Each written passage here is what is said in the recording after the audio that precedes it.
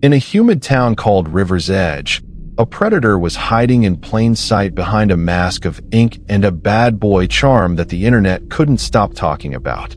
He didn't just break the law. He shattered the reality of two innocent women in a 48-hour spree of pure, motiveless malice. Tonight, we look past the viral mugshots and the disturbing cult of dark fandom to uncover the story of Vance Thorne, the man they called the ink-masked killer, and the path of destruction he left in a community that will never be the same. Stay to the end for the lesson this nightmare teaches us all, a warning that could save a life. And don't forget to hit the subscribe button to join our community. Welcome to Nightmare Crimes, where every story blurs the line between fact and fear. Some say they're true, others hope they're not. We don't decide, you do. Subscribe and step into the unknown. In the humid, salt-aired town of River's Edge, terror didn't arrive with a scream. It arrived with a smirk. Vance Thorne wasn't your typical shadow-dwelling predator.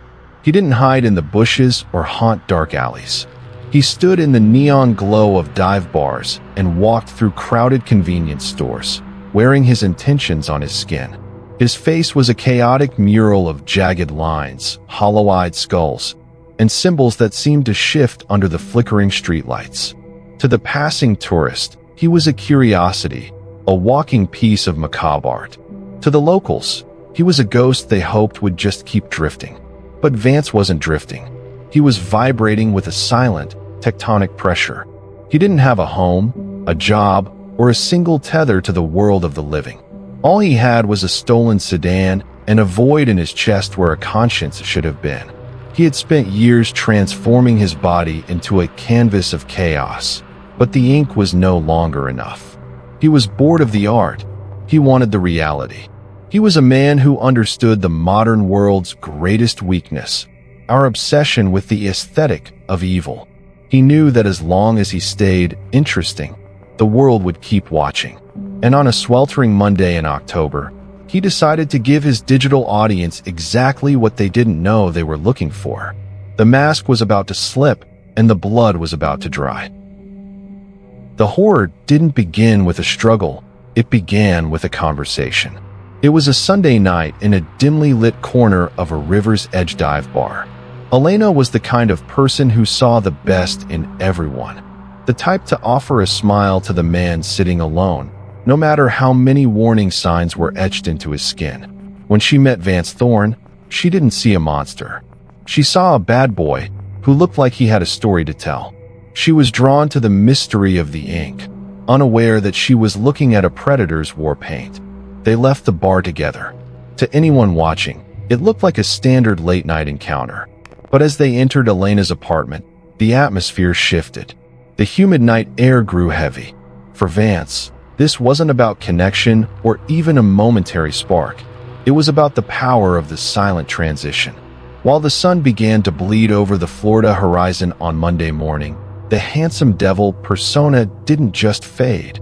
It vanished. While Elena slept, comfortably dreaming in her own bed, Vance sat in the dark. He wasn't panicked. He wasn't reconsidering. He was merely waiting for the right moment to turn his internal void into a physical reality. The act was swift, cold, and devastatingly quiet. There was no grand motive, no long-standing grudge. Vance ended Elena's life simply because she was there and because he could. But what happened after is what truly haunts investigators. He didn't run. He didn't wipe his prints. Instead, he made himself at home. He raided her fridge, drank her coffee, and sat in her living room, watching the morning news as if he were a ghost inhabiting her life. When he finally decided to leave, he didn't walk out. He took Elena's car keys and her sense of security, driving her vehicle out of the driveway and into the bright Monday sun. Elena had become the first chapter in a story of senseless violence, and Vance was just getting started. By midday Monday, the humid air of River's Edge was thick with more than just heat. It was thick with a predatory intent that no one saw coming. Vance Thorne wasn't hiding in a dark basement or a remote cabin. He was out in the open, cruising the suburban sun-drenched streets in Elena's stolen sedan, hidden behind tinted glass. He wasn't driving toward an exit or a border. He was prowling. Vance was experiencing a high that most people can't fathom, the adrenaline of a secret. He was a killer in a stolen car, passing police cruisers and school buses, a wolf weaving through a flock of sheep. But the void in his chest was demanding more.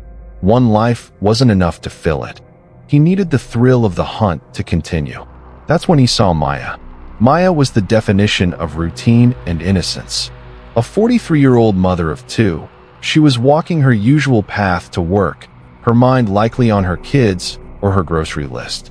To the rest of the world, she was a pillar of the community. To Vance, she was an opportunity. He didn't speed up, he slowed down. He used the one thing he knew he possessed, a disarming, calculated charm. He pulled the stolen car to the curb and rolled down the window.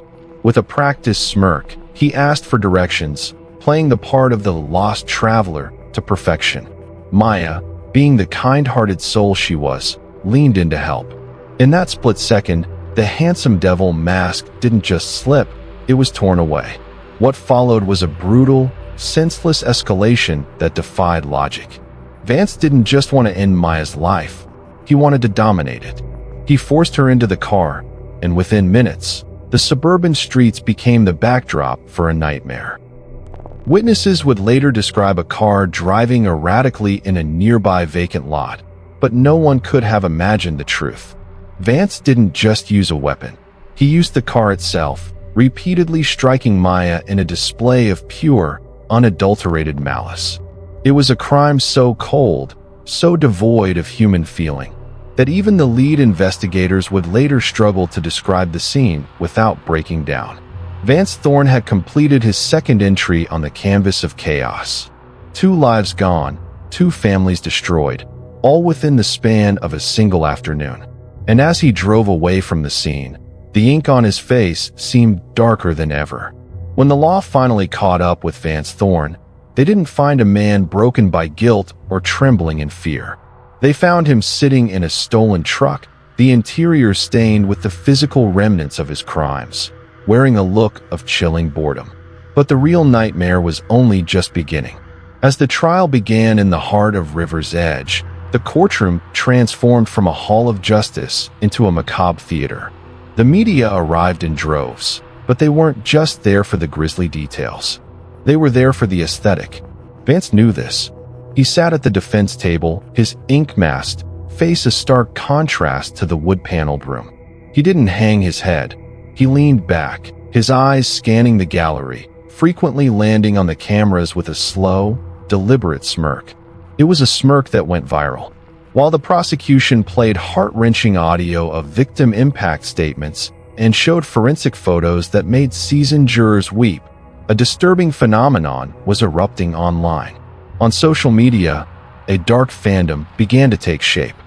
Thousands of people, mostly young and disconnected, started creating fan edits of Vance's courtroom appearances. They analyzed the tilt of his head, the darkness of his tattoos, and the mystery in his eyes. They called him misunderstood. They sent him love letters and money for his commissary. The handsome devil moniker, which had started as a media tagline, was now a badge of honor for a digital cult. To them, Vance Thorne wasn't a murderer who had destroyed 2 families. He was a dark icon, a rebel against a boring society.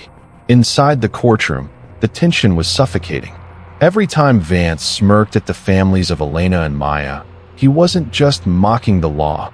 He was feeding the beast of his own growing infamy. He was a man who had traded his humanity for a permanent place in the digital zeitgeist. The prosecution argued he killed simply for the sake of killing, but the internet argued he was tragically beautiful. As the trial reached its climax, the question wasn't just whether Vance Thorne was guilty. The evidence was an avalanche. The real question was, how could a society that witnessed such depravity turn the perpetrator into a celebrity? The theater of the absurd finally reached its curtain call. After weeks of testimony that laid bare the mechanical, chilling coldness of Vance Thorne, the jury retired to deliberate. They didn't need long. The evidence wasn't just a trail, it was a mountain. In less than 2 hours, The verdict was returned, guilty on all counts. But the true climax wasn't the verdict, it was the sentencing. As the judge prepared to deliver the final word, the courtroom was deathly silent. This was the moment where the ink-masked killer would finally be forced to face the weight of what he had done. But Vance Thorne remained true to his void. He sat there, stone-faced, his eyes glazed over as if he were watching a movie about someone else's life. When the judge handed down the ultimate penalty, death, there was a collective gasp from the gallery.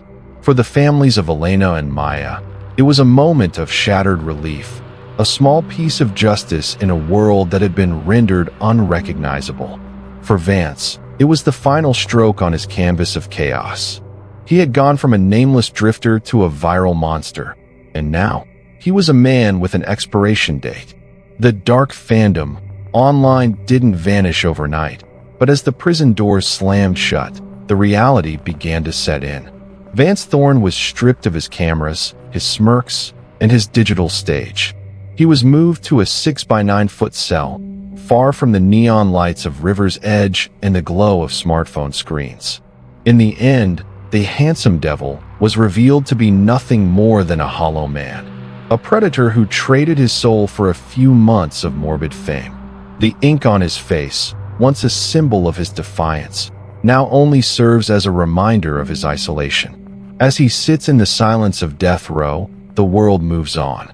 The nightmare crimes he committed remain a scar on the community, a reminder that true evil doesn't always hide. Sometimes, it stares directly into the camera and waits for you to hit subscribe. Vance Thorne's story is a warning. It's a reminder that behind every viral mugshot is a trail of real blood, real tears, and lives that can never be replaced. Tonight, we close the file on the ink-masked killer, but we keep the memory of the victims alive. Because in the end, they are the only ones whose names deserve to be remembered. Listen closely, for this nightmare holds a lesson that echoes long after the story ends. In a world quick to glorify the dark and mysterious, remember that evil often hides in the allure of charm. Vance Thorne's spree teaches us to question the masks people wear, not with paranoia, but with wisdom. Don't let fascination with the bad boy aesthetic blind you to danger. It can cost lives. Be vigilant, trust your instincts, and never underestimate the power of a seemingly harmless encounter. This could save you or someone you love, because monsters don't always growl. Sometimes, they smile and draw you in. Stay aware, stay alive, and let this be the story that changes how you see the world.